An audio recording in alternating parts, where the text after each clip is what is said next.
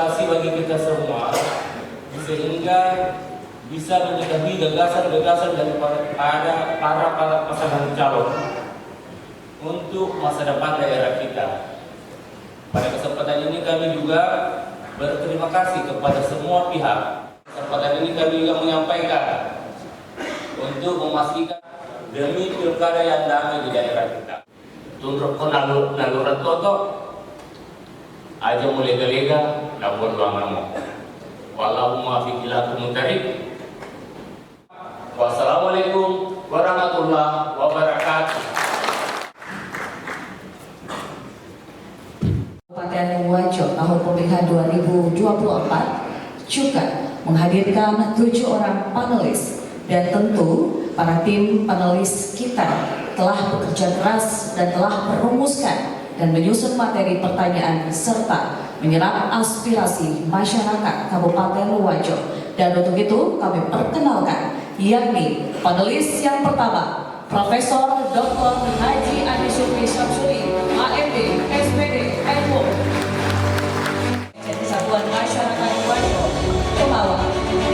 Haji Firdaus Muhammad MA selaku Guru Besar Komunikasi Politik Islam UIN Al-Uddin Makassar. SPD selaku Wakil Direktur Bidang Kemahasiswaan Alumni dan Humas Politeknik Sialan.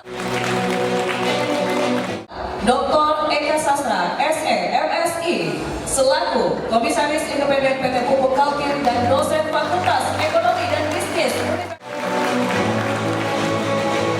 Kelima, Dr. Buhari, SPD, MPD selaku Kepala LPKA UNS Rembang. M. Asram Jaya selaku aktivis NGO, mantan anggota KPU Provinsi Sulawesi Selatan. Untuk ketujuh panelis kita, Sulawesi Selatan. Tersegel, betul. Baik. Penyerahan naskah pertanyaan yang masih tersegel dari koordinator panelis kepada Ketua KPU Kabupaten Wajo. Terima kasih, silakan kembali ke tempat. Program kerja mereka dalam debat terbuka pertama calon bupati wakil Bupati Wajo tahun 2024 yang mengangkat tema peningkatan kesejahteraan masyarakat melalui pelayanan publik yang aksesibel dan responsif dalam rangka memperkokoh NKRI. Baik Bapak Ibu hadirin sekalian, selanjutnya kami alihkan kepada moderator kita yang cantik. Namun sebelum itu saya sebutkan terlebih dahulu, beliau pernah menempuh pendidikan Magister Ilmu Komunikasi Universitas Hasanuddin Makassar, pernah menjadi News Presenter TVRI Sulawesi Selatan tahun 2017-2022. Sebelumnya juga pernah menjadi moderator debat ketiga Pilkada Kabupaten Goa pada tahun 2019 dan moderator debat pertama Pilkada Parepare tahun 2024. Baiklah, langsung saja kita sambut moderator kita, Ayu Legiano. Kita beri tepuk tangan yang luar biasa. Selamat datang dalam debat publik pertama pasangan calon bupati dan wakil bupati Wajo tahun 2024. Boleh tepuk tangannya Bapak Ibu? Ini para paslon akan beradu gagasan sehingga masyarakat Wajo lebih memahami visi misi dan program kerja dari para paslon. Dengan begitu masyarakat lebih cerdas untuk memilih pemimpin Kabupaten Wajo 5 tahun mendatang. Tata tertib yang harus kita ikuti dan patuhi bersama.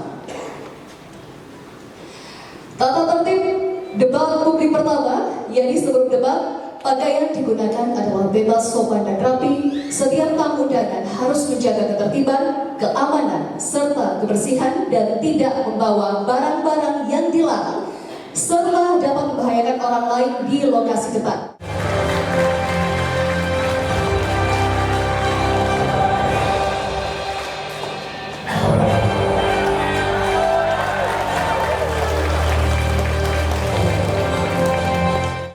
Pelayanan publik yang aksesibel dan responsif dalam rangka memperkokoh NKRI.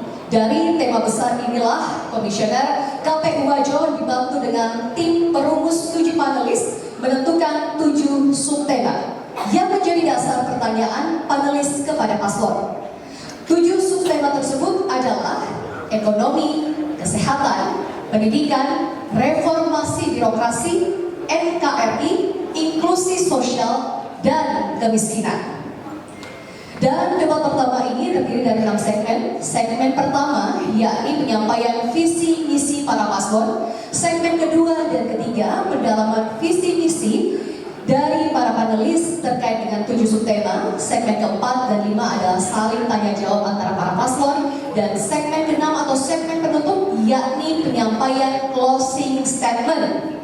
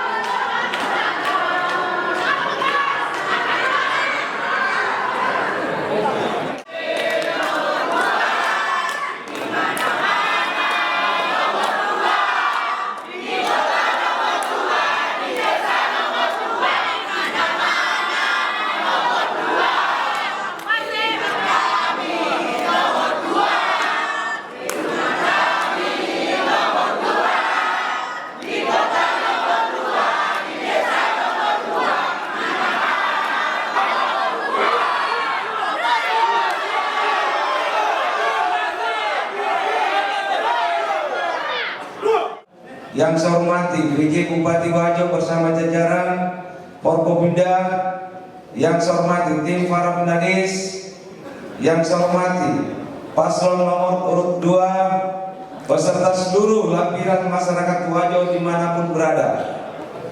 Paslon nomor 1 membawa visi besar Wajo Merdeka. Visi mereka menggambarkan karakter kepemimpinan daerah yang mandiri dan memiliki kewenangan penuh dalam mengambil keputusan pemerintahan dan pembangunan dan kemasyarakatan. Selain itu, Merdeka berarti maju, religius, bermartabat, terdepan, dan berkeadilan. Maju berarti memastikan Wajo maju di segala bidang. Religius bermakna Wajo yang harmonis dan menjunjung tinggi nilai-nilai agama. Bermartabat dimaknai Wajo memiliki berkedaulatan penuh, aman dan damai. Terdepan artinya Wajo akan menjadi daerah yang memiliki keunggulan dan kompetitif. Berkeadilan mengandung arti tidak ada satupun masyarakat yang tertinggal. Untuk mewujudkan visi Merdeka ada 4 pilar strategi.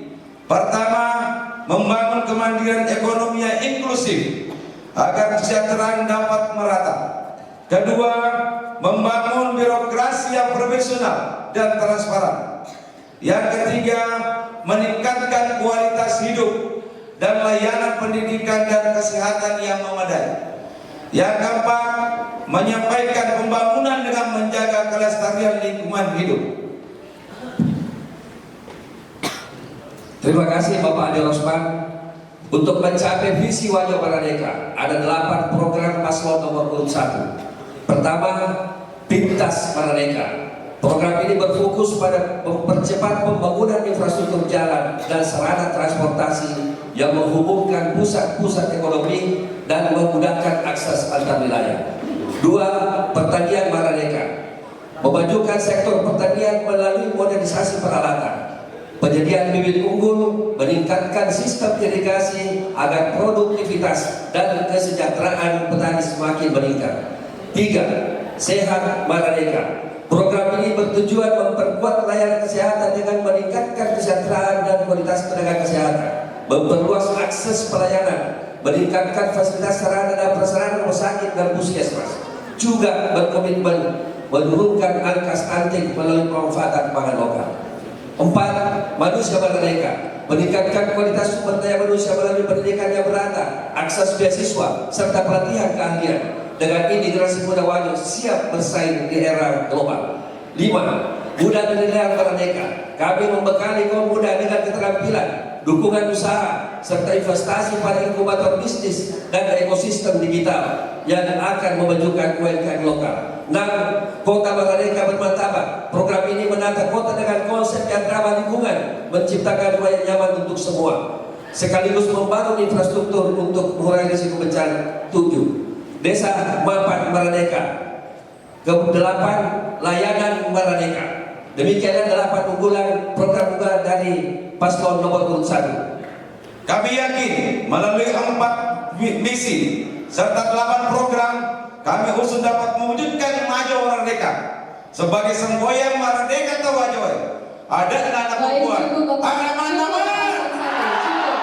Kami persilakan kepada paslon 2 untuk menyampaikan visi misi dan program kerjanya selama 4 menit. Waktu terhitung saat Anda mulai berbicara. Yang saya hormati PJ Bupati atau mewakili bersama seluruh Forkopimda Kabupaten Wajo, yang saya hormati Ketua KPU bersama seluruh komisioner dan seluruh jajaran, yang saya hormati Ketua Bawaslu bersama seluruh komisioner dan seluruh jajaran, dan teristimewa tamu kehormatan kita adalah para panelis yang kita banggakan semua, dan tentunya kepada seluruh terkhusus kepada Paslon 1 kami ucapkan selamat dan terima kasih bersama. Kita jauh sehingga bisa mendekatkan seluruh potensi-potensi jejaring yang ada. Olehnya itu tentu kita berharap ya masyarakat bisa kita majukan dan bisa kita sejahterakan, sehingga visi kami bagaimana Wajo berkarakter, Wajo berjejaring, dan Wajo modern untuk menjadi kabupaten terkemuka. Supaya berkarakter ini karena Wajo memiliki potensi sebagai saudagar-saudagar yang handal di mana saja kita temui. Demikian juga kita punya karakter religi di mana pondok pesantren terbesar di Indonesia Timur adalah Asadiyah, dan juga tentunya berjejaring bagaimana kita membangun koneksitas. Demikian juga modern untuk menghadirkan seluruh potensi modernisasi yang ada. Selanjutnya untuk mencapai visi, tentu misi akan disampaikan oleh Pak Amran. Baik, terima kasih. Misi kami adalah yang pertama, mengoptimalkan pemanfaatan sumber daya pembangunan untuk kesejahteraan masyarakat. Yang kedua, meningkatkan kecerdasan, kompetensi dan profesionalisme sumber daya manusia. Yang ketiga, mengembangkan interkomunitas kooperatif antar wilayah di tingkat regional, nasional, dan internasional. Yang keempat, menciptakan lingkungan kondusif. Dan yang kelima, mewujudkan tata pemerintahan yang baik atau good government. Ada 5 program kerja dalam visi misi, penyebarannya sebagai berikut. Yang pertama, optimalisasi pemanfaatan lahan dan OTP, pesisir dan kehutanan, meliputi A. Mengembangkan hilirisasi dan agrobisnis, B. Mengembangkan ekonomi kerakyatan dan meningkatkan aktivitas ekonomi pedesaan, C. Penguatan struktur ekonomi berbasis desa, dan D. Transformasi pertanian, perikanan, dan kehutanan. Yang kedua, peningkatan kualitas dan kompetensi sumber daya manusia. A. Pembangunan dan peningkatan kualitas pendidikan, pembinaan kehidupan keagamaan, peningkatan kualitas dan kualitas pelayanan kesehatan, perbaikan gizi, pemuda dan olahraga, pemberdayaan perempuan, keluarga berencana, dan keluarga sejahtera. Yang ketiga, pengembangan infrastruktur untuk melancarkan arus mobilisasi. A. Pembangunan sarana dan prasarana produksi, sosial dan ekonomi. B. Penguatan sinergi antar wilayah. C. Membuka akses desa. Yang keempat, penguatan kelembagaan pemerintah masyarakat, yaitu penataan sistem legislasi daerah, pembinaan keamanan dan ketertiban, pembinaan kelembagaan desa, pembinaan kehidupan demokrasi dan politik.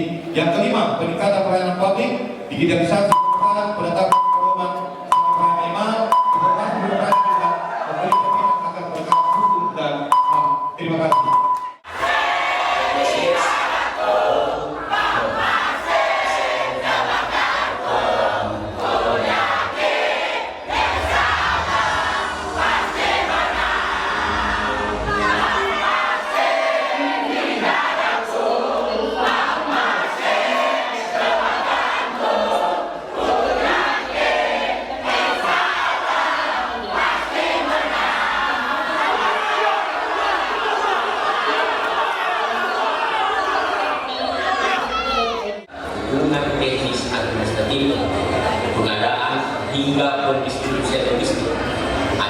bagian aktivitas yang harus Anda lakukan demi kesuksesan pilkada serentak tahun 2020. Mari gunakan hak kita pada tanggal 27 November 2020. Sesuai dengan 7 subtema pada pagi hari ini, yaitu ekonomi, kesehatan, pendidikan, reformasi birokrasi, NKRI, inklusi sosial, dan kemiskinan.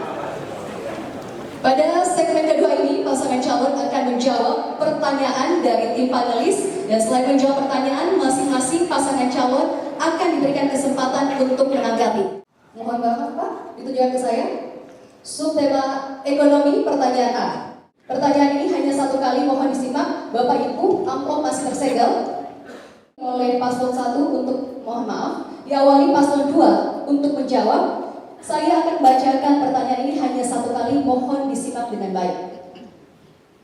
Pemerintah Indonesia menargetkan pertumbuhan tinggi sebesar 8% untuk mengoptimalkan potensi ekonomi dan peningkatan kesejahteraan masyarakat. Kinerja pertumbuhan ini tentu saja harus ditopang oleh pertumbuhan di tingkat daerah. Pertumbuhan ekonomi Kabupaten Wajo berdasarkan data terakhir tergolong rendah dan di bawah rata-rata pertumbuhan Provinsi Sulawesi Selatan. Saya tidak akan melanjutkan debat ini. Pertanyaannya, jika paslon terpilih, bagaimana strategi dan inovasi paslon untuk meningkatkan pertumbuhan ekonomi di Kabupaten Wajo?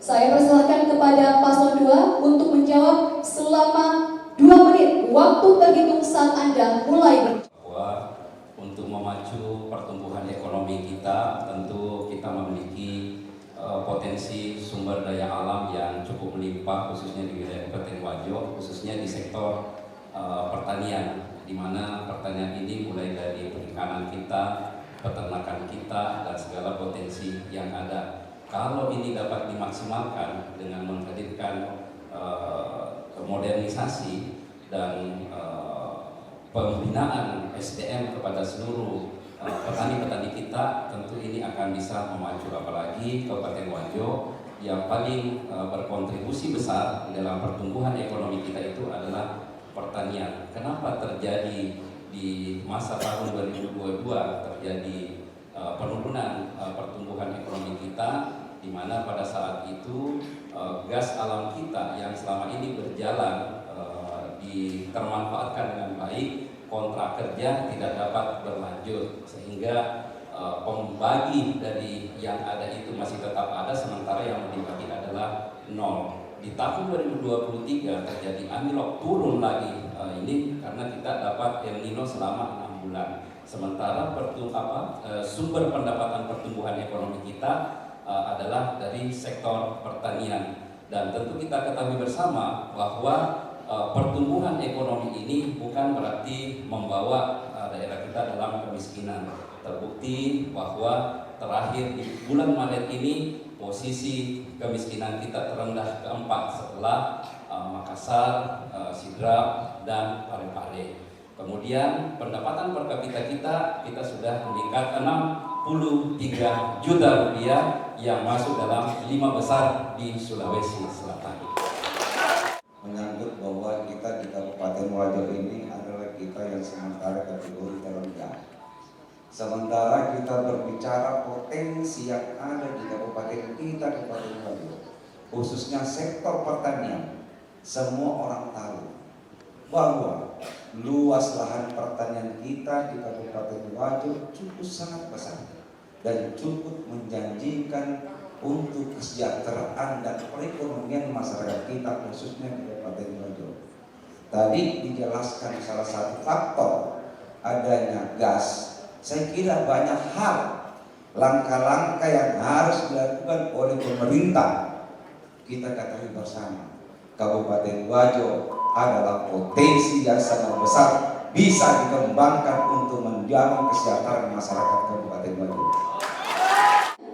Kami persilakan paslon 2 untuk menanggapi tanggapan paslon 1 selama 1 menit. Waktu terhitung saat Anda mulai berbicara. Statistik bahwa tahun 2022 di mana terjadi penurunan karena akibat gas alam kita yang terjalan atau tidak berlanjut lagi kontraknya, itu produksi pertanian kita selama sejarah Wajo itu mencapai 954.000 ton, hampir 1 juta ton, di mana peningkatan produksi tertinggi di Indonesia nomor 1 dengan produksi tertinggi 21%. Nah, tentu ini menunjukkan bahwa pendapatan masyarakat sesungguhnya pada saat itu pertumbuhannya hanya yang disebabkan karena terjadinya tumbuh ekonomi sebelumnya, sehingga pergerakan daripada pertumbuhan ekonomi selanjutnya itulah yang menyebabkan sehingga turun. Bukan berarti angka pendapatan masyarakat tidak, tetapi tetap tumbuh, di mana 94 triliun pendapatan PDRB masyarakat kita.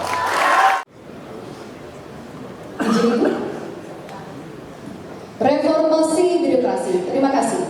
Dan pertanyaan disilahkan untuk menunjukkan ke saya, Bapak. Pertanyaan B. Salah satu kunci penting dalam reformasi tata kelola pemerintahan adalah percepatan transformasi digital dalam pelayanan publik. Tahun 2022, Indeks Sistem Pemerintahan Berbasis Elektronik atau SPBE Kabupaten Wajo telah meningkat dari predikat cukup menjadi predikat baik pada tahun 2023. Meskipun pada penerapannya masih mengalami beberapa kendala seperti infrastruktur teknologi, SDM, dan perubahan budaya kerja. Pertanyaannya, jika paslon terpilih, bagaimana strategi mengatasi kendala tersebut dan dari mana sumber penganggarannya? Waktu terhitung saat Anda mulai berbicara. Terima kasih. Jadi insya Allah, manakala insya Allah ke depan Ar-Rahman diberi kewenangan, salah satu visi Ar-Rahman adalah menata tata kelola pemerintahan yang lebih baik khususnya di Kabupaten Wajo. Tentunya bahwa kita memberikan kesempatan kepada masyarakat kita, aparatur kita yang betul-betul cakap, yang punya kelebihan dan sesuai kemampuan ilmu yang dimiliki. Kita tidak serta-merta bahwa di dalam rangka membina aparatur ini bukan hanya faktor kepentingan pribadi, tetapi tentu kita berdasar bahwa kita bekerja karena kepentingan masyarakat kita. Yang kedua, segala sesuatu yang diharapkan dari aparatur kita pertama tentu menjamin kesejahteraan para aparatur kita. Terutama kita lihat sekarang ini sesuai pengamatan kami, dan insya Allah kami menjamin Ar-Rahman ke depan memberikan dan meningkatkan kesejahteraan pegawai, termasuk TPP yang ada di Kabupaten Wajo. Kita ketahui bersama bahwa di Wajo sedikit ada penurunan. Yang ketiga, tentu kita melaksanakan kegiatan pembinaan, sehingga kedepannya kita akan bekerja secara maksimal, tentunya yang betul-betul punya niat bagaimana pengabdian demi kepentingan untuk masyarakat kita khususnya di Kabupaten Wajo ini. Tentu hal-hal ini kita beri bagaimana kesempatan ke depan bagi aparatur kita bisa, yang dulunya bisa bekerja maksimal, kita berikan kesempatan supaya dia bisa yang terbuat dan terbaik, sehingga pemerintahan yang ada di Kabupaten Wajo ini dapat meningkatkan dan demi kepentingan untuk masyarakat Wajo. Baik, cukup Paslon 1, terima kasih apresiasinya. Baik, selama 1 menit, waktu terhitung saat Anda mulai berbicara. Sampaikan kepada paslon nomor 1 bahwa salah satu daripada reformasi birokrasi itu adalah bagaimana struktur birokrasi kita yang biasanya memakan banyak biaya pegawai.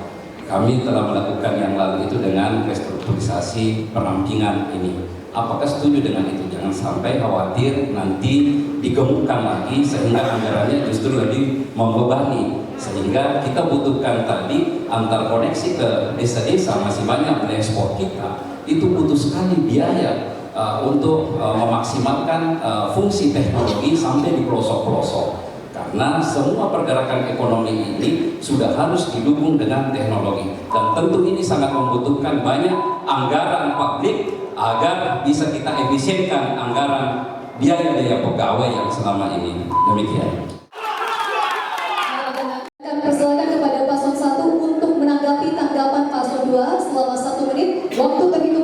mulai berbicara. Dasar bahwa salah satu adalah perampingan sehingga biaya beban pemerintah daerah menurut kami itu sedikit perlu pertimbangan. Karena sepengetahuan kami, pemerintah pusat akan memberi suatu bantuan manakala ada hal yang harus kita lakukan di provinsi maupun di daerah. Kalau seandainya ini dengan jaminan perampingan kita utamakan, dengan biaya saya kira mungkin perlu dipertimbangkan. Tetapi insya Allah harapan nantinya akan tetap membutuhkan sesuai dengan kebutuhan dan toleransi yang ada di pemerintahan pusat insya Allah. Karena itu menjadi jaminan bahwa kemampuan daerah tetap membutuhkan bantuan dari provinsi maupun dari tingkat pusat insya Allah. Subtema, disilakan dengan hormat Bapak Eka Sastra untuk mengambil subtema.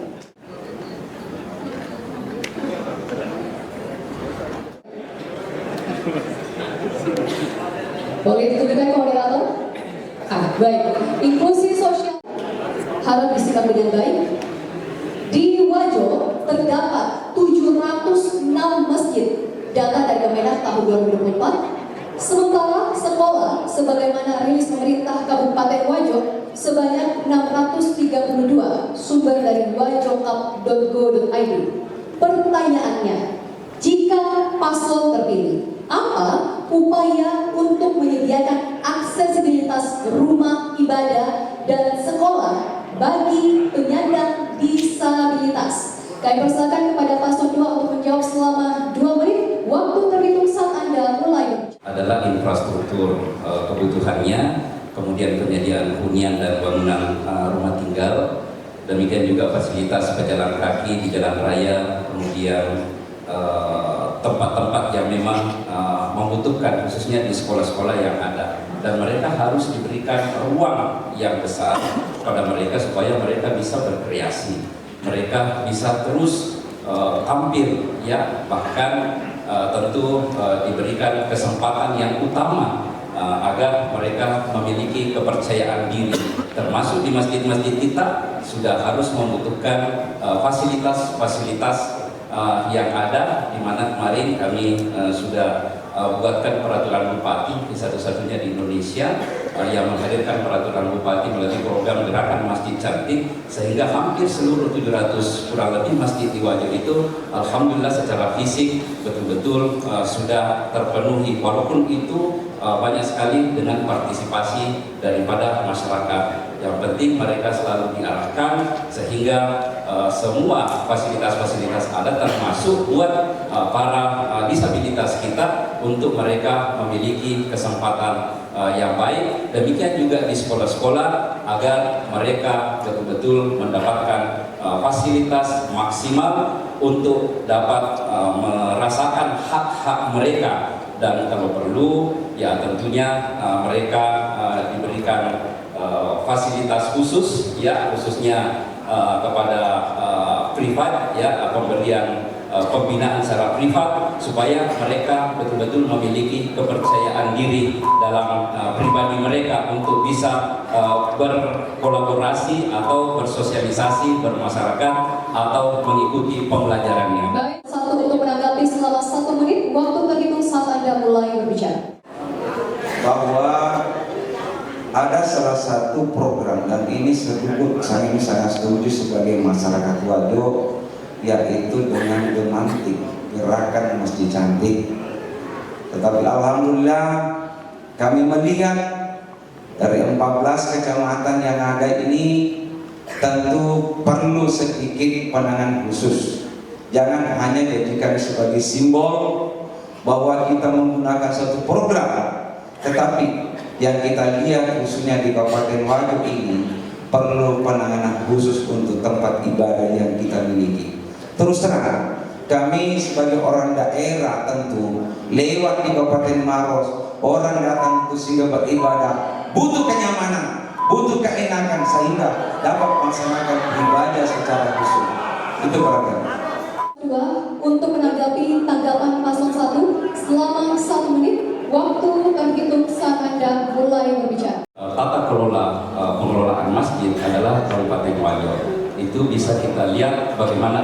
dampaknya, efeknya itu luar biasa sehingga masjid kita itu berlomba-lomba untuk memperbaiki fasilitas dan sarananya.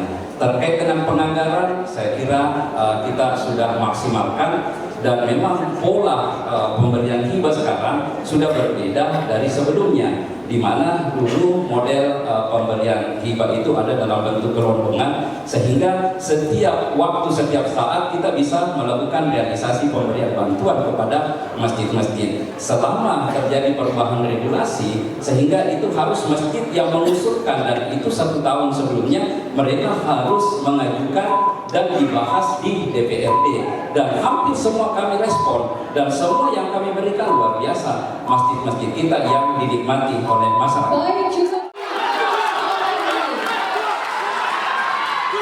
selamat visi misi, dan kita akan lanjutkan ke dalam visi misi di segmen ketiga. Namun kita ikuti jeda terlebih dahulu. Menjawab untuk tidak mengintimidasi. Disimak. Dari data BPS tahun 2023 menunjukkan tingkat partisipasi Angkatan Kerja TPAK berdasarkan jenis kelamin di Kabupaten Wajo, laki-laki jauh di atas tingkat partisipasi Angkatan Kerja perempuan, yaitu sebesar 85,46% untuk Angkatan Kerja laki-laki dan 47,64% untuk perempuan. Minimnya lapangan kerja yang layak dan akses bekerja, khususnya perempuan, akan berdampak dan menjadi penyebab pada kemiskinan. Pertanyaannya, jika paslon terpilih, apa langkah strategis yang akan dilakukan untuk menciptakan akses dan lapangan kerja bagi perempuan yang rentan terhadap kemiskinan? Kesempatan dengan kami, data di Kabupaten Wajo memang menunjukkan bahwa angka kemiskinan secara umum itu meningkatkan tren yang sifatnya fluktuatif. Bahkan kemiskinan ekstrim pada tahun 2003 itu berada di angka 8.000 sekian penduduk, 473 penduduk. Dan yang menjadi sebuah persoalan adalah bahwa ternyata juga angkatan kerja ini tidak sebanding dengan antara jenis kelamin laki-laki dan perempuan, sehingga tentu bagi kami ke depan ini harus ada program untuk kesetaraan gender, partisipasi perempuan dalam angkatan kerja harus menjadi sebuah prioritas. Dan untuk ke depan kami dari Ar-Rahman telah menyusun beberapa langkah-langkah penting untuk mengurai atau mengurangi angka kemiskinan di Kabupaten Wajo, baik itu dari laki-laki dan perempuan, yaitu kami akan menyusun rencana penanggulangan kemiskinan daerah. Untuk yang kedua, melakukan program kegiatan yang terpadu dan terintegrasi dengan swasta, dan kemudian menggunakan data P3KE, percepatan penghapusan kemiskinan ekstrim, dan dapat digunakan sebagai referensi untuk menetapkan sasaran program pengentasan kemiskinan ekstrim di Kabupaten Wajo. Jadi strategi berikutnya bagi kami adalah tentu kami akan membuka ruang yang seluas-luasnya bagi kaum perempuan, kaum wanita untuk ikut terlibat dalam pengambilan kebijakan-kebijakan strategis, dan perempuan tidak hanya kita jadikan sebagai objek pembangunan, tapi juga harus dilibatkan sebagai subjek pembangunan, sehingga keterlibatan perempuan dalam angkatan kerja dan pembangunan itu bisa lebih optimal lagi ke depan. Sekian itu terima kasih. Pemerintah wajib hadir di situ. Orang meningkat kemiskinan disebabkan tentu ada beberapa hal. Di antaranya akses terhadap modal rendah atau kurang, kompetensi sumber daya, begitu juga dengan skill yang harus diberikan. Saya terangkan satu, akses terhadap modal bisa dilakukan dengan memberikan fasilitas dengan beberapa lembaga keuangan yang bisa menyediakan misalnya kredit lunak atau pinjaman yang tanpa guna, begitu juga dengan skema-skema yang ramah terhadap pekerja. Sedangkan untuk meningkatkan kualitas sumber daya manusia, skema pelatihan dan pendidikan masih menjadi primadona, tentu dengan mengedepankan jenis diklat yang sesuai dengan potensi dan keunggulan daerah yang kita miliki. Sedangkan distribusi barang dan jasa yang merata dilakukan dengan intervensi tentu berupa regulasi dan yang berpihak. Baik, cukup. Terima kasih Paslon 2. Pahami bersama bahwa kemiskinan ekstrem itu adalah sebuah kondisi ketika masyarakat tidak mampu lagi memenuhi kebutuhan dasar seperti makanan, air bersih, kesehatan, tempat tinggal, pendidikan, dan akses informasi terhadap pendapatan dan layanan sosial. Dan saya kira untuk mengurai persoalan kemiskinan dan persoalan ketimpangan partisipasi angkatan kerja perempuan tidak hanya cukup dengan regulasi. Banyak hal-hal, tindakan-tindakan aksi nyata yang saya kira perlu kita lakukan dengan melakukan konseling atau pendampingan terhadap kaum-kaum perempuan demi mewujudkan yang namanya kesetaraan gender sehingga tingkat partisipasi angkatan kerja perempuan di lapangan kerja itu bisa meningkat dan secara signifikan itu akan berdampak pada pengurangan kemiskinan di Kabupaten Wajo. Wajo ini sudah di angka yang memperhatikan kemiskinan ekstrim sudah sangat luar biasa. Baik. Ini harus kita mulai bersama. Baik, juga kepada panelis Bapak Buhari untuk mengambil subtema. Silakan dengan Bapak.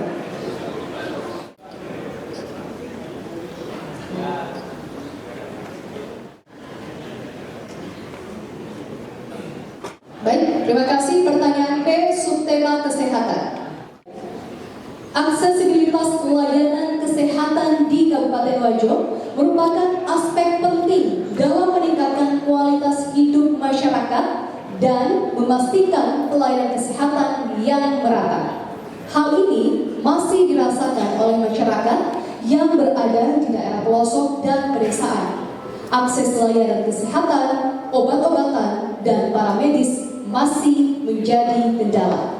Pertanyaan, jika paslon terpilih, apa program strategi yang dilakukan untuk mengatasi kesenjangan layanan tersebut dan dari mana sumber-sumber penganggarannya? Kami persilakan paslon 2 untuk menjawab selama 2 menit. Waktu terhitung saat Anda mulai berbicara. Di bidang kesehatan tentu diharapkan memiliki kualitas kesehatan yang cukup memadai sehingga bisa bersaing dalam berbagai bidang di masa yang akan datang. Hal ini tentu ditempuh dengan menyediakan fasilitas kesehatan dasar tentu yang memadai ditambah dengan penyediaan tenaga kesehatan. Tentu selanjutnya akan promosi kesehatan harus diutamakan untuk memaksimalkan upaya preventif peningkatan status gizi serta wujudkan lingkungan yang sehat tentu untuk kesehatan masyarakat Kabupaten Wajo. Dalam perjalanan kami memimpin Kabupaten Wajo 5 tahun yang telah kami lalui, ada beberapa sektor kesehatan yang kami persembahkan untuk masyarakat Kabupaten Wajo.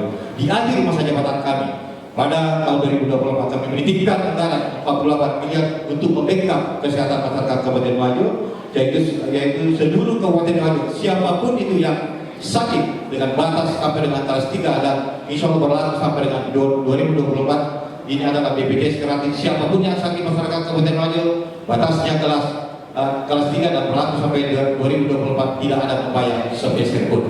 Ya, terima kasih. Bisa menambahkan juga ada beberapa fasilitas kesehatan pengadaan otot-otot yang seharusnya kami adakan satu setiap kecamatan atau 14 otot-otot, katakan dengan keterbatasan anggaran dengan adanya COVID-19, maka 6 unit otot-otot ini dihadirkan untuk melayani seluruh masyarakat Kabupaten Wajo. Ini dilengkapi dengan seluruh fasilitas kesehatan yang ada di unit tersebut, termasuk disertai dengan call center 112 Masigap yang terkoneksi juga dengan pemadam kebakaran, dengan Polres Kabupaten Wajo, begitu juga dengan Kodim 1406 Kabupaten Wajo. Demikian.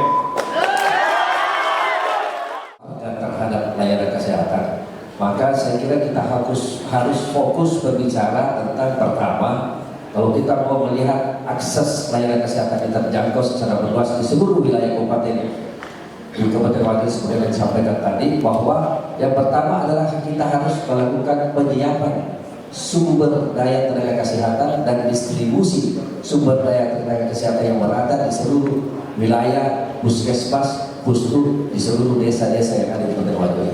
Jangan tenaga-tenaga kesehatan kita hanya menumpuk di wilayah perkotaan. Siapkan dan tim kami sudah berada dan revitalisasi termasuk pembangunan yang baru, begitu juga dengan renovasi yang ada di Kabupaten Wajo. 23 puskesmas itu telah kami laksanakan, telah kami bangun menjadi rawat inap yang ada di 14 kecamatan yang ada di Kabupaten Wajo. Begitu juga dengan dokter-dokter ahli yang dulu sebelumnya kami menjabat 5 tahun itu, seorang dokter ahli yang ada di Kabupaten Wajo. Dalam perjalanan kami 5 tahun, alhamdulillah kami tambah dokter ahli yang ada di Kabupaten Wajo dengan berjumlah 33 dokter ahli yang ada sekarang untuk membackup 2 rumah sakit besar, yaitu Rumah Sakit Lamadukul dan juga Rumah Sakit Umum Daerah yang ada di Kecamatan Pinjung Bano. Terima kasih. RPJMD Kabupaten Wajo 2025-2029, salah satu masalah yang masih mencolok adalah tingginya angka anak tidak sekolah atau ATS dan rendahnya angka partisipasi sekolah atau APS, serta diperparah oleh rendahnya kesadaran masyarakat akan pentingnya pendidikan. Dalam konteks ini dibutuhkan langkah nyata untuk memastikan semua anak memiliki kesempatan untuk mendapatkan pendidikan yang layak. Pertanyaan, jika paslon terpilih, apa strategi dan langkah konkret yang akan dilakukan untuk mengatasi masalah anak tidak sekolah atau ATS dan meningkatkan kesadaran serta partisipasi masyarakat dalam pendidikan? Untuk masalah ATS, anak tidak sekolah di Kabupaten Wajo, ini memang masih menjadi sebuah persoalan yang cukup krusial di sektor pendidikan, karena angka anak tidak sekolah ini cukup signifikan di Kabupaten Wajo, sehingga kalau kita rata-ratakan, maka anak tidak sekolah kita ini di Kabupaten Wajo ini hanya kira-kira jenjang pendidikan itu mencapai SMP kelas 2, dan sekiranya ini adalah persoalan besar buat kita karena ini terkait dengan persoalan kapasitas, kompetensi, dan tentu kualitas SDM kita, generasi muda Kabupaten Wajo yang akan datang.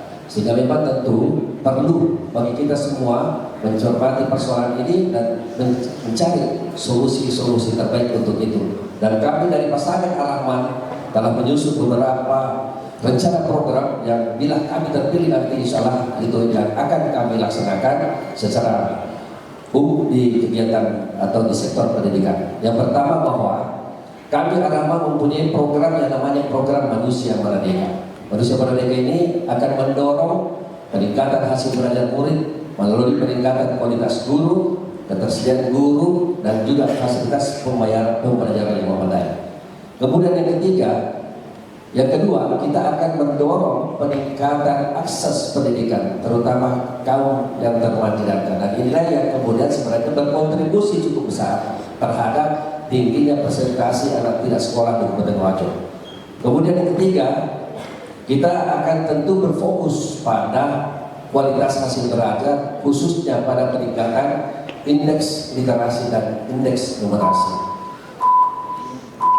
Dan untuk anak tidak sekolah ini sebenarnya ada 3 jenis, ada 3 macam, yaitu anak tidak sekolah, anak tidak lanjut. Baik, cukup paslon 1, terima kasih paslon 1. Di mana masyarakat kita banyak yang masih kecil anaknya itu sudah dipekerjakan. Makanya strategi kita yang lalu itu adalah menghadirkan, memaksimalkan potensi-potensi sekolah-sekolah kesetaraan agar anak-anak kita tetap ini, supaya IPM kita juga terus terangkat. Dan alhamdulillah IPM kita itu tidak pernah stagnan, artinya tetap berjalan tumbuh dengan baik, termasuk juga bekerja sama dengan pihak-pihak ketiga atau stakeholder lainnya yang tentunya dengan paket-paket yang diberikan buat anak-anak kita yang sudah dipekerjakan oleh orang tuanya, karena itu memang yang masih menjadi budaya buat masyarakat kita, sehingga ini memang harus. Maka kira-kira seperti apa strateginya paslon 1 untuk bagaimana memacu masyarakat kita ini agar bisa dimaksimalkan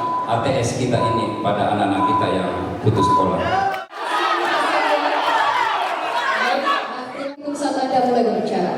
Jadi saya kira kalau kita bicara tentang konteks ATS, itu tidak hanya persoalan budaya cepat bekerja di Kabupaten Wajo. Ada budaya lain yang harus kita kaji lebih dalam, yaitu budaya cepat menikah, ya, perkawinan anak usia dini. Dan ini juga berkontribusi besar terhadap tingginya ATS di Kabupaten Wajo. Dan saya kira kami juga di Ar-Rahman selain program-program yang kami sampaikan tadi, ada juga sub-sub program yang akan kami coba lakukan. Terutama tentu kita pahami bersama pendidikan itu ada informal, ada non formal, ada non formal. Nah, karena pendidikan formal ini terkendala di ATS, maka kita tentu akan mengupayakan menguatkan nanti pengembangan pendidikan non formal dan informal. Nah, seperti misalnya lembaga-lembaga khusus, bimbingan belajar yang di luar sektor formal pendidikan. Saya kira itu adalah solusi terbaik untuk Wajo ke depan. Dan kita berikan kasih.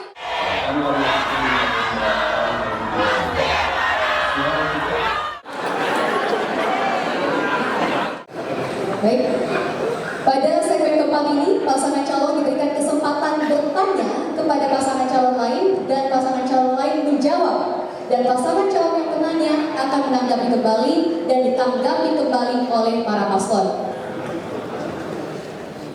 Paslon 2 untuk memberikan pertanyaan kepada paslon 1 selama 1 menit. Waktu terhitung saat Anda mulai berbicara. Kira salah satu indikator untuk bisa melihat sebuah daerah memiliki daya saing itu adalah Human Development Index atau indeks pembangunan manusia. Tentu berbagai hal di situ yang menjadi perhatian kita.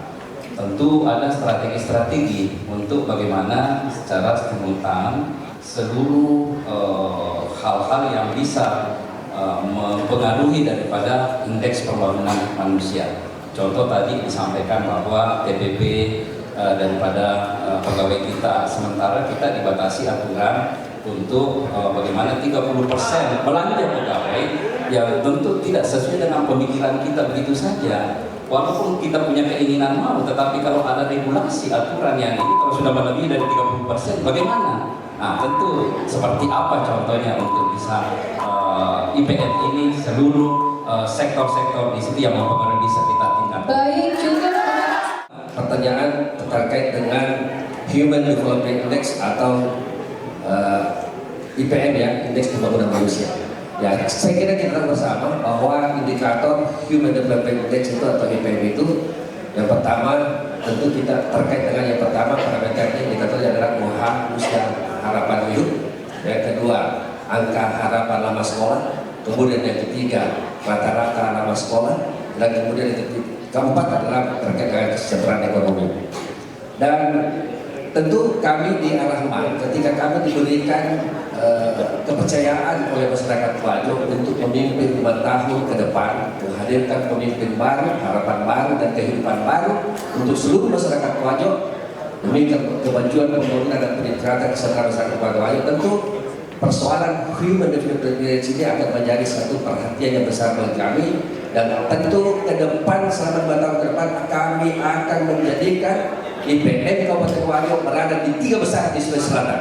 Tidak seperti hari ini yang hanya berada di angka nomor 13. Dan saya kira ini perlu kita koreksi, kita harus betul-betul dalami dan bagaimana upaya-upaya yang harus kita lakukan untuk meningkatkan IPM Kabupaten Wajo ini, karena bagaimanapun ini menjadi salah satu variabel kesejahteraan sebuah daerah, menjadi sebuah variabel ya daya saing sebuah daerah. Dan saya kira kami dari Ar-Rahman betul-betul nanti insya Allah akan memberikan fokus terkait dengan peningkatan IPN, bagaimana memberikan penguatan di sektor pendidikan, bagaimana memberikan optimalisasi di sektor kesehatan, dan juga bagaimana kita merancang dan mendesain bagaimana supaya pertumbuhan ekonomi Kabupaten Wajo yang selama ini 2 tahun berturut-turut anjlok di posisi terbawah, kita bisa tingkatkan di 3 besar di 5 tahun yang akan datang. cukup paslon 1, terima kasih. Selanjutnya kami persilakan paslon 2 untuk menanggapi jawaban paslon 1 selama 1 menit. Waktu terhitung saat Anda mulai berbicara. Artinya seperti apa yang harus dilakukan. Contoh misalnya angka pernah kita juara 1 atau ranking pertama di Sulawesi Selatan angka pernikahan dini, sehingga menyebabkan banyak anak-anak kita yang berhenti sekolah, sehingga kami lakukan pertemuan seluruh Forkopimda dan seluruh stakeholder. Kemudian setelah itu kita berkomitmen seluruh kepala desa aparatur tidak ada lagi yang memberikan rekomendasi, bahkan ada sanksi sosial yang diberikan oleh para dai-dai itu supaya tidak memberikan nasihat pernikahan apa dan sebagainya, sehingga pada saat itu langsung drastis, sehingga Ibu Menteri datang mengapresiasi kenapa bisa terjadi dalam waktu seketika bisa langsung menurunkan angka pernikahan dini buat anak-anak kita, sehingga anak-anak kita selalu dislogankan ya magur yolo, masikola yolo, apa voting. Untuk menanggapi kembali tanggapan paslon 2 selama 1 menit, waktu terhitung saat Anda mulai berbicara. Ini DPR ini dari mana ini? Pertama, angka harapan hidup, berarti terkait dengan sektor kesehatan. Angka rata-rata masker terkait dengan pendidikan, kemudian kesejahteraan masyarakat terkait dengan pertumbuhan ekonomi. Langkah konkret kami kalau sektor kesehatan ya kami akan mengintegrasikan layanan primer, bukan hanya terfokus pada pelayanan kuratif saja. Yang integrasi layanan primer itu adalah promotif, preventif, kuratif, dan rehabilitatif. Nah, saya kira ini akan berimplikasi memberi daya ungkit terhadap peningkatan angka usia harapan hidup Kabupaten Wajo. Yang kedua, terkait dengan sektor pendidikan, karena bicara soal langkah konkret kami bukan hanya mencegah pernikahan dini, tapi juga bagaimana kita mengedukasi masyarakat untuk bekerja nanti di saat usia yang mapan. Saya kira seperti itu. Dan untuk pertumbuhan ekonomi, kita sudah siapkan sebuah skema bagaimana pertumbuhan Baik, cukup.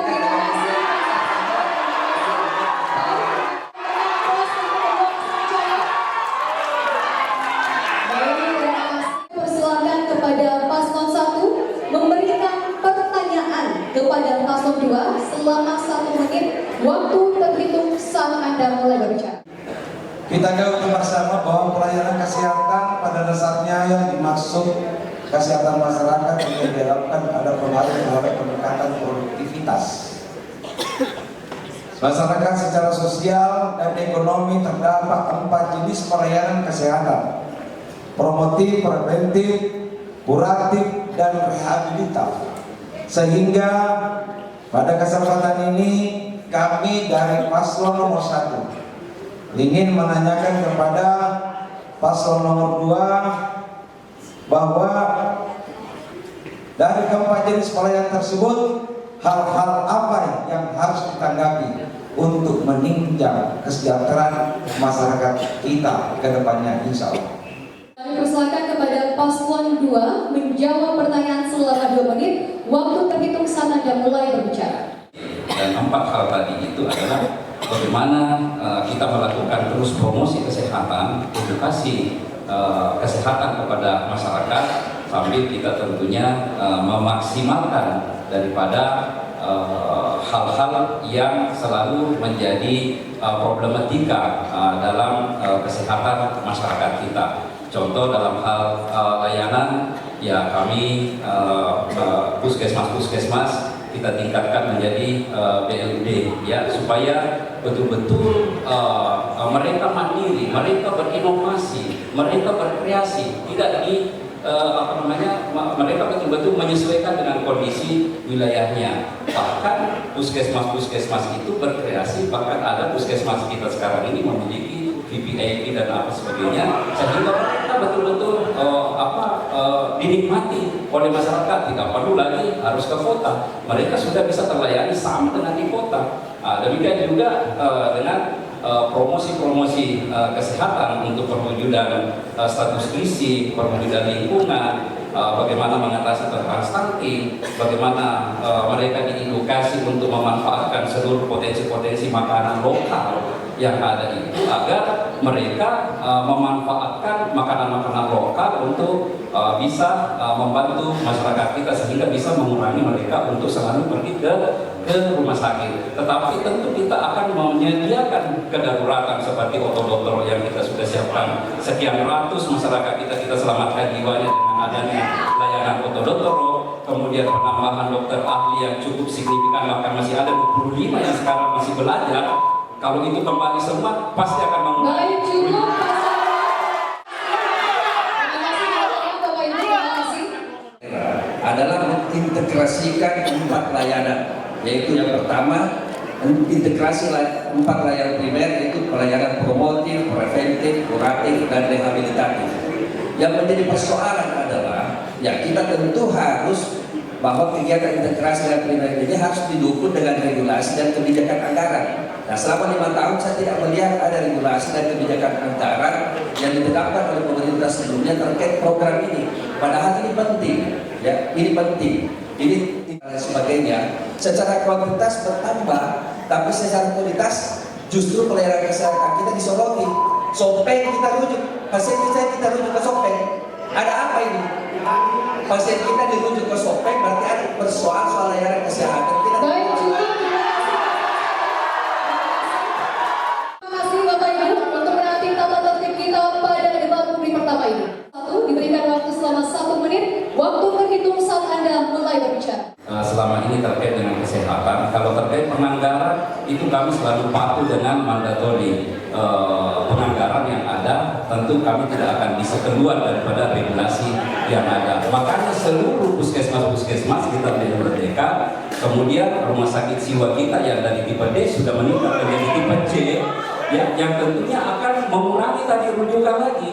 Ya, pergi kemana-mana, karena setelah itu ya inilah yang kita benahi selama ini, dan alhamdulillah semua kita berhasil bisa meningkatkan fasilitas sarana prasarana kesehatan kita, sehingga jumlah rujukan yang selama ini cukup besar itu akan terkurangi dengan adanya dokter-dokter ahli yang sudah cukup, bahkan hampir lengkap kita punya dokter ahli sekarang ini.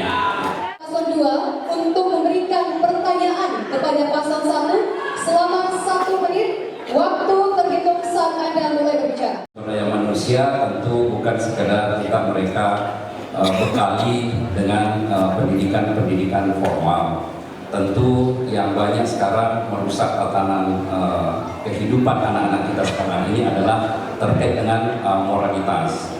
Nah, tentu harus ada strategi-strategi kita untuk melakukan pendekatan-pendekatan budi pekerti, akhlak, ya, anak-anak kita yang sudah sangat rusak dengan adanya budaya-budaya yang berubah, apalagi dengan adanya teknologi yang sangat cepat memasuki dan merasuki anak-anak kita.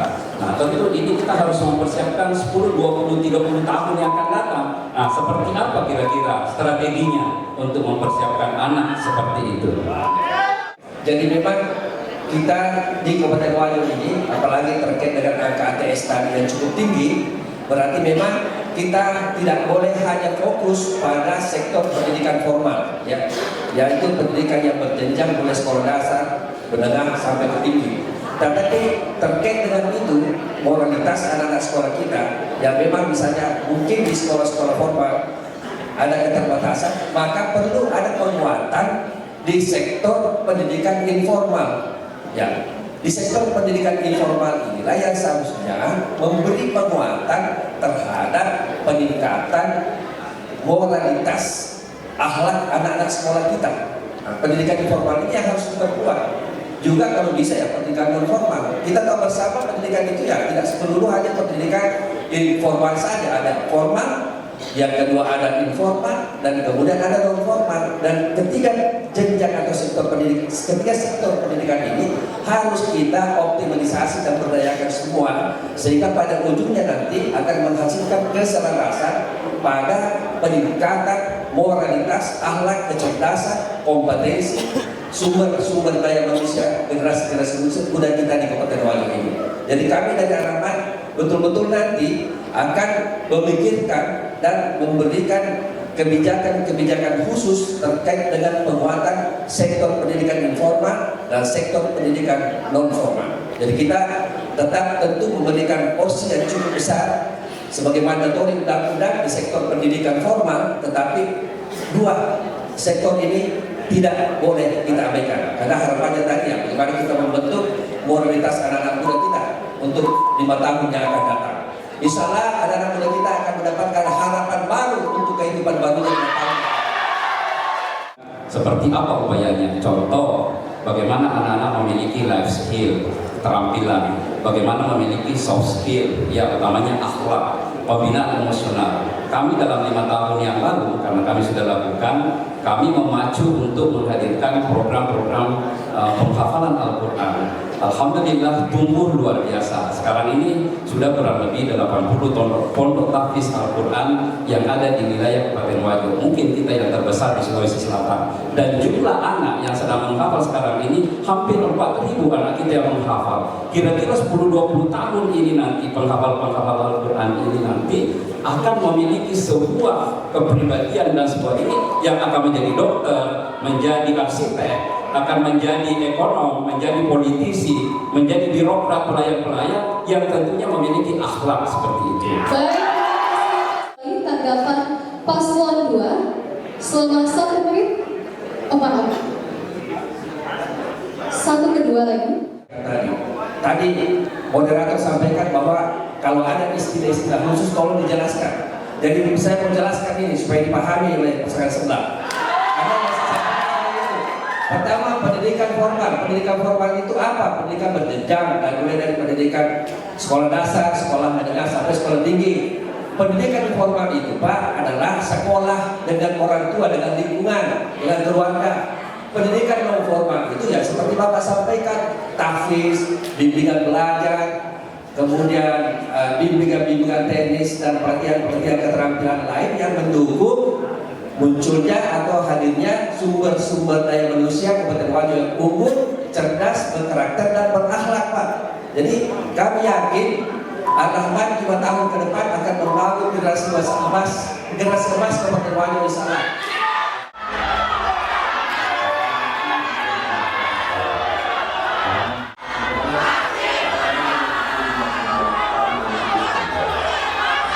Daerah menciptakan lapangan kerja dan meningkatkan per kapita, namun pada kenyataannya pelaku UKM masih menghadapi berbagai tantangan. Kejadian kesulitan dalam menjalankan usahanya, diantaranya pembatasan permodalan, akses dan lain-lain segala macamnya.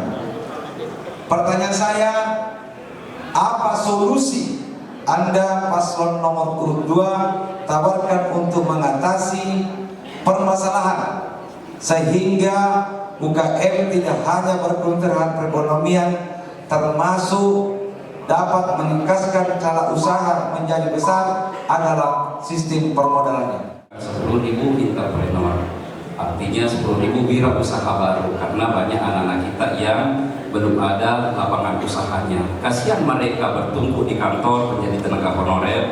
Bagaimana masa depannya? Maka itu kami meminta seluruh OPD-OPD terkait untuk melakukan pembinaan termasuk di pertanian, ada petani milenial, di Dinas Pemuda Olahraga, bagaimana pembinaan anak muda yang ada, sehingga alhamdulillah kita capai 10.200 selama 5 tahun.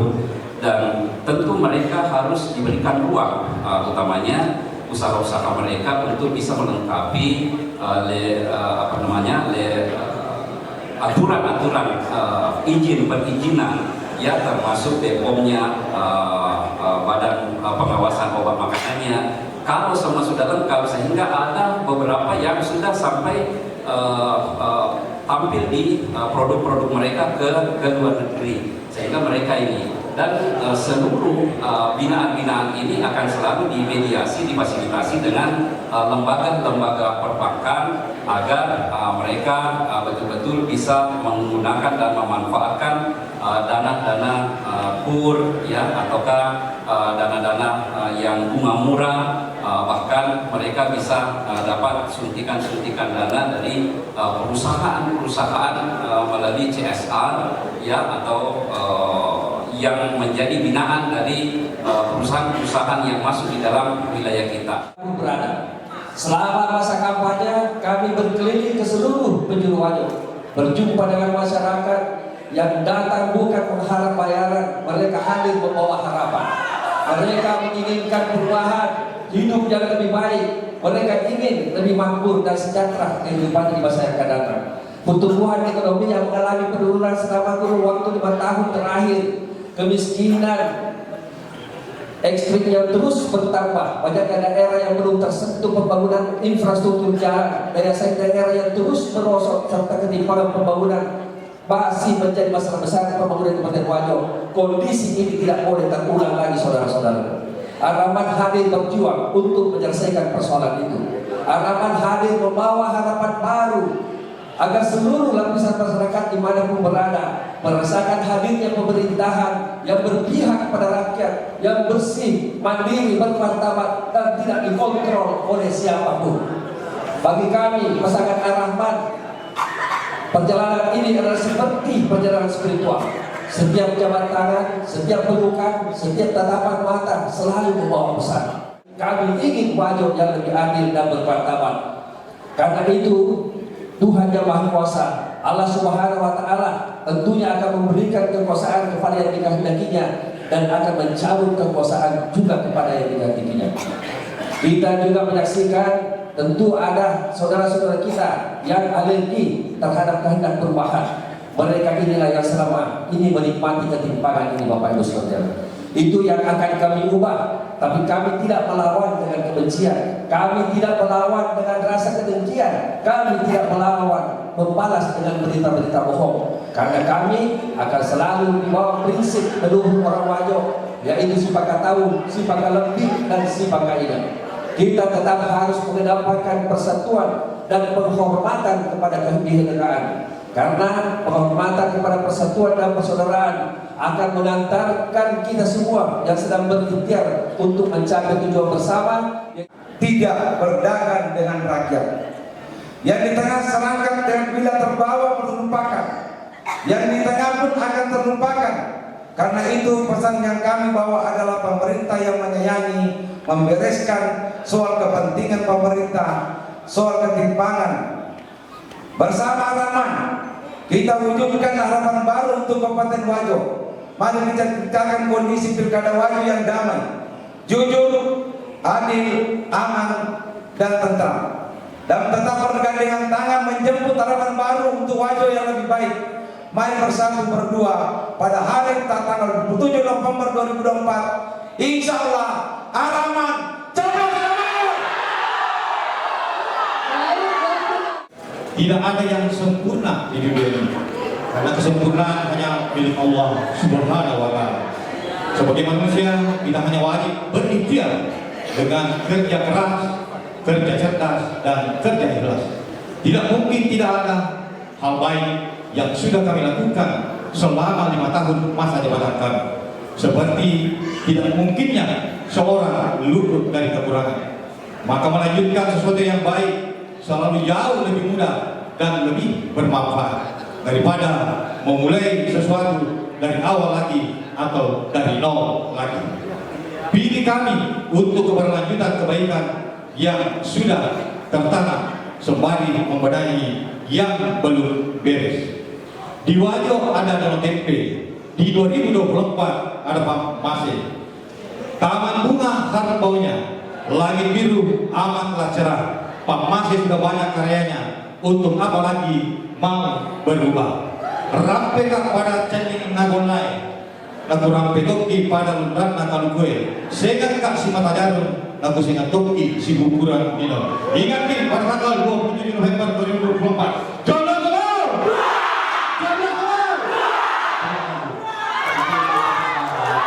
Kita berharap agar ke depan mari kita sambut bersama pemilihan kepala daerah yang berkualitas, khususnya Kabupaten Wajo. Kami mengajak seluruh masyarakat Kabupaten Wajo menjadilah pemilih-pemilih cerdas dengan mengembalikan hati nurani kita. Tentu masyarakat Kabupaten Wajo adalah masyarakat yang berkarakter religi, tahu dan paham mana yang baik, mana yang tidak baik, mana yang berita bohong, berita hoax, mana berita yang sebenarnya. Untuk itu mari kita gunakan momentum yang sangat baik ini untuk bersama-sama menyongsong pemilihan kepala daerah dengan penuh damai, menjadi pemilih-pemilih yang cerdas dan dewasa, saling harga menghargai, sipakat tahu, sipakat lebih, sipakat ingat. adalah kearifan lokal yang tidak bisa kita tinggalkan oleh masyarakat Kabupaten Wajo. Dan saya yakin dan percaya kita akan damai, kita akan berbondong-bondong, kita akan enjoy, dan akan sudah ditentukan hasilnya oleh Allah Subhanahu wa Ta'ala. Jangan ragu, jangan khawatir, mari kita berikhtiar semua dan sama-sama yakin, khususnya kepada Pak Mase adalah Pak Amran Mahmud, Amran SE, sudah melakukan berbagai aktivitas kegiatan layanan-layanan yang dulunya bertumpuk di kantor catatan sipil, semua terurai ke kecamatan dengan hadirnya pelayanan administrasi terpadu kecamatan Paten di seluruh kecamatan. KTP, kartu keluarga, urusan-urusan kependudukan masyarakat cukup di daerahnya masing-masing, tidak perlu menghabiskan waktu biaya bertumpuk di sini, kasihan masyarakat kita. Kita juga sudah terus melakukan upaya-upaya pembangunan infrastruktur. Dulu Kabupaten Wajo dianalogikan sebagai wajib joget. Alhamdulillah sudah hampir semua terpenuhi. Hampir semua kita rasakan. Bagaimana kalau kita dari Bone? Alhamdulillah. Kita dari Sopeng tinggal sedikit lagi. Begitu juga dari Sidrap tinggal sedikit yang kita rasakan.